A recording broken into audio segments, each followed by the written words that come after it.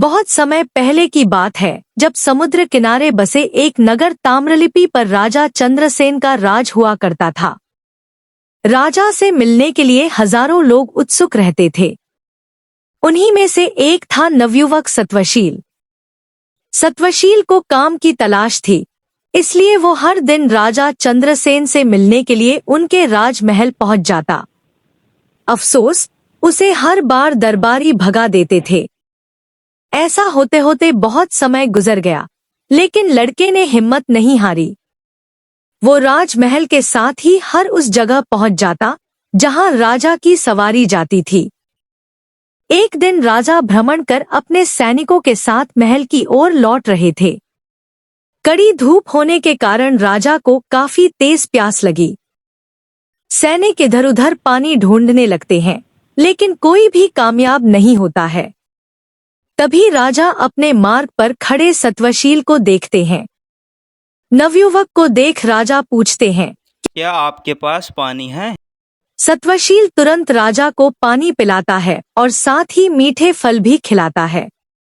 राजा उससे काफी प्रसन्न होते हैं और कहते हैं, मैं तुम्हें भेंट देना चाहता हूँ, बताओ तुम्हें क्या चाहिए?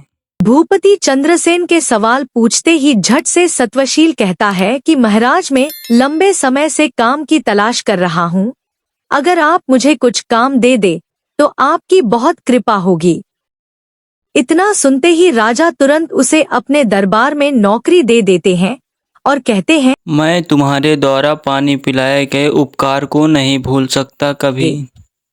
वक्त बीतता गया और अपनी प्रतिभा की वजह से नवयुवक राजा का बहुत करीबी बन गया। एक दिन भूपति चंद्रसेन सत्वशील से कहते हैं, हमारे नगर ताम्रपली में बेरोजगारी बहुत बढ़ चुकी है, इसके लिए कुछ करना चाहिए। इतना सुनते ही नवयुवक कहता है, आप हुक्म कीजिए महाराज।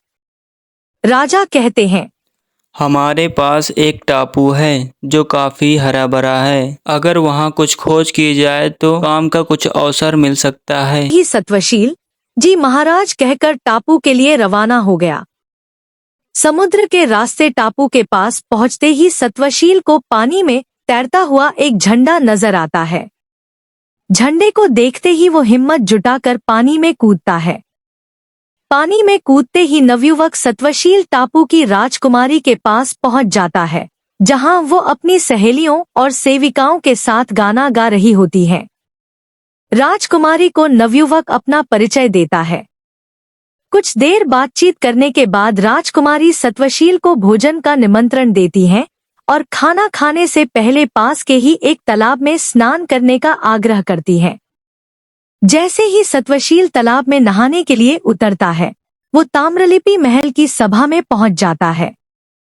एकदम सभा में सत्वशील को देख राजा चंद्रसेन चकित हो जाते हैं।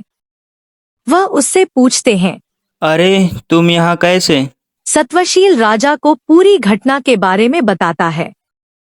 सारी बातें जानने के बाद राजा भी उस टापू में जाने का फैसला लेते हैं। वहां पहुंचकर भूपति चंद्रसेन उस टापू पर जीत हासिल कर लेते हैं। ऐसा होते ही राजा चंद्रसेन को राजकुमारी उस टापू का राजा घोषित कर देती है। राजा टापू को जीतने की खुशी में वहां की पूर्व राजकुमारी और सत्वशील की शादी करवा देते हैं। इस तरह राजा चंद्रसेन सत्वशील के पानी के उपकार को